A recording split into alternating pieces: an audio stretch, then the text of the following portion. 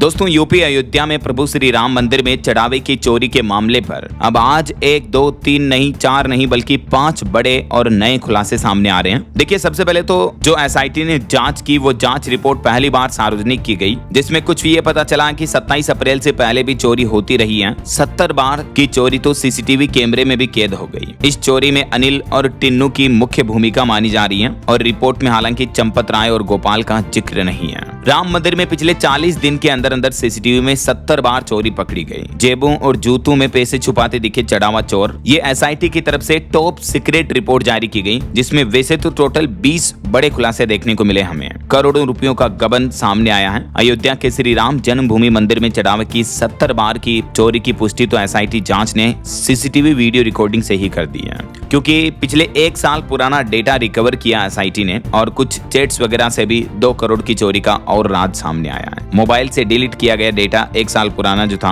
उसको वापस रिकवर किया गया। ऐसा एसआईटी की जांच में एक खुलासा ये सामने आ रहा है कि कपड़ों में छिपाए जाते थे नोट, नहीं रखा जाता था नकदी का पूरा रिकॉर्ड। राम मंदिर चढ़ावा चोरी मामले में एसआईटी ने और भी कई खुलासे किए हैं। एसआईटी जांच रिपोर्ट के मुताबिक 27 अप्रैल से लेकर 6 मई के बीच यानी 40 दिन के अंदर अंदर की उपलब्ध सीसीटीवी फुटेज में ही करीब 70 संदिग्ध घटनाएं मिली हैं। फुटेज में कई बार कर्मचारी नोटों को अपनी जेब में रखते नजर आए। अब जरा सोचिए दोस्तों, 40 दिन के अंदर अंदर सीसीटीवी में 70 बार चोरी की घटनाएं कैद हुई हैं, यानी ऑलमोस्ट 1 महीने की सीसीटीवी रिकॉर्डिंग में। अब आप और हम इस बात का तो अंदाजा भी नहीं लगा सकते शायद कि पिछले कई महीनों से कितनी बड़ी चोरियां और करोड़ों रुपयों का गबन किया गया होगा। जब 40 दिन में 70 बार चोरी की घटनाएं सीसीटीवी में कैद हुई तो जरा सोचिए आप। रिपोर्ट में खुलासा आ रहा कि जो लोग नोटों की गिनती करते थे वो गिनती करने वाले लोग जेब और जूतों में नोटों की गड्डियां छिपाते दिखे लाइव सीसीटीवी में कैद हुई है। और रिपोर्ट में यह भी बताया गया कि इस दरमियान अनिल मिश्रा जो है वो लापरवाह बने रहे। उनके पास कई बार शिकायतें गई लेकिन उन्होंने ध्यान ही नहीं दिया। एसआईटी ने डॉक्टर अनिल मिश्रा पर भी गंभीर आरोप लगाए हैं। एसआईटी ने कहा कि पहले से बनाए गए तलाशी के सिस्टम में लूप होल्स के लिए अनिल मिश्रा ही जिम्मेदार हैं, क्योंकि चंपत राय का जो ड्राइवर है टिन्नू, वो बिना किसी आदेश के गिनती वाले कमरे की चाबी अपने पास रखता था। इतना ही नहीं, उसने सिफारिश करके अपने भतीजे मनीष यादव को भी चंदे की गिनती के काम में लगवा दिया था।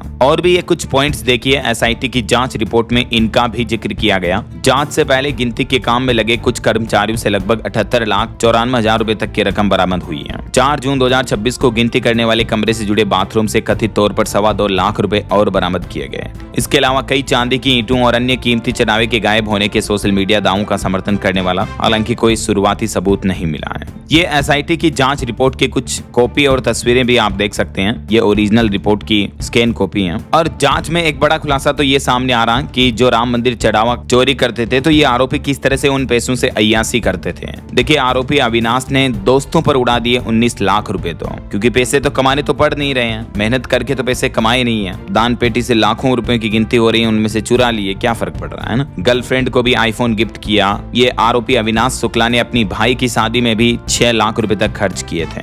ये जो अविनाश शुक्ला है, इसकी मंदिर में जिम्मेदारी ये थी कि दान के रुपयों को कक्ष तक लेकर आने और उसकी गणना करता था। ये तो अयोध्या के आसपास काफी प्रॉपर्टी संपत्तियां भी खरीद ली इन्होंने। अभी यूपी सरकार का कहना है कि जिन लोगों को ये आरोपी अविनाश ने रुपये ट्रांसफर किए उनसे भी वसूली तो की जाएगी। 20,39,000 और $1121 और जेवर तो इससे बरामद भी हो चुके हैं। तो अभी जो ये एसआईटी की तरफ से प्रारंभिक रिपोर्ट सार्वजनिक की गई, इसमें कई नोटों की गड्डियां, कई खुले नोट, 70 बार चोरी की घटना लाइव कैमरे में सीसीटीवी में कैद हुई, ये सब कुछ जांच रिपोर्ट इसमें खुलासे में बताई गई है। और एक रिपोर्ट ये भी सामने आ रही कि पहले 500 रुपए के 1-2 नोट चुराते थे ये आरोपी, फिर धीरे धीरे इनका शक खुल गया तो बड़ी रकम चुराने लगे। फिर 1-2 नोट नहीं बल्कि फिर सीधे गड्डियां चुराने लगे। फिर तो करोड़ों का गबन होने लगा, लाखों में भी नहीं। वैसे अभी एक दिन पहले आपको पता होगा राम मंदिर ट्रस्ट की बैठक हुई और इस बैठक में चंपत राय का इस्तीफा भी मंजूर कर दिया गया है। अभी कृष्ण मोहन जो है वो नए महासचिव के रूप में नियुक्त किए गए हैं। राम मंदिर ट्रस्ट ने 4 वो सोने चांदी की वस्तुएं भी दिखाई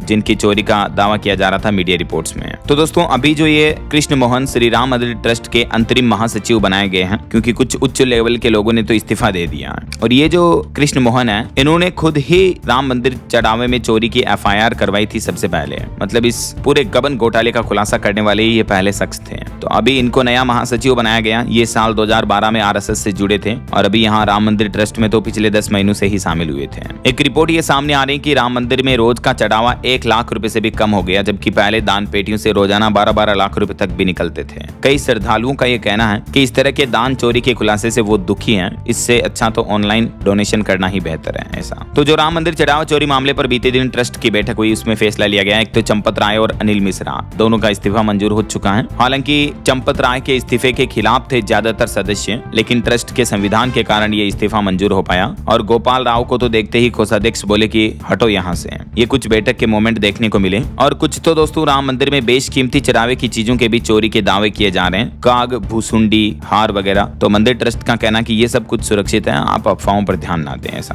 और एक मीडिया रिपोर्ट में तो बताया जा रहा है कि चंपत राय और अनिल मिश्रा इस साजिश रचने के चलते आरोपी बन सकते हैं, क्योंकि राम मंदिर में चोरी की बात छिपाने के आरोप है इन पर। इनकी नाक के नीचे इतनी बड़ी डकैती, इतनी बड़ी लूट होती रही और इनको ध्यान ही नहीं, फिर ये सीनियर होने का क्या मतलब निकला, राइट। राम मंदिर में एक सोने से मड़ी रामचरितमानस भी चोरी होने का दावा किया जा रहा। एक पूर्व आईएएस बोले कि इसकी कीमत 5 करोड़ थी, लेकिन चंपत राय ने इसकी डोनेशन की रसीद तक भी नहीं दी थी। उन्होंने कहा कि मैं कुछ नहीं कर सकता। शुरुआती जांच के दौरान आपको पता होगा आरोपी अविनाश के घर से 20 लाख रुपए मिले थे, 1000 विदेशी करेंसी US डॉलर भी बरामद हुए थे और एक संदूक भी मिला जिस पर लिखा था राम राज्य कोष और इस पर QR कोड भी चिपका था। तो इन सब खुलासों के बीच अब एक रिपोर्ट ये आ रही कि क्या इस राम मंदिर चोरी घटना की जांच CBI कर सकती है। तो इस मामले पर यूपी हाई कोर्ट की तरफ से आज भी महत्वपूर्ण फैसला लिया जा सकता है। वैसे कल भी इस मामले पर महत्वपूर्ण सुनवाई हुई थी और अब राजनीति से विपक्ष का प्रेशर भी काफी ज्यादा देखने को मिल रहा है। राम मंदिर चंदा विवाद पर VHP का भी बड़ा एक्शन देखने को मिला। नेताओं के आरोपों की जांच की मांग से सियासी हलचल भी बढ़ गई। VHP यानी विश्व हिंदू परिषद के अध्यक्ष आलोक कुमार ने अयोध्या पुलिस को पत्र लिखकर प्रमुख विपक्षी नेताओं के बयानों की जांच और कानूनी कार्रवाई की भी मांग की है।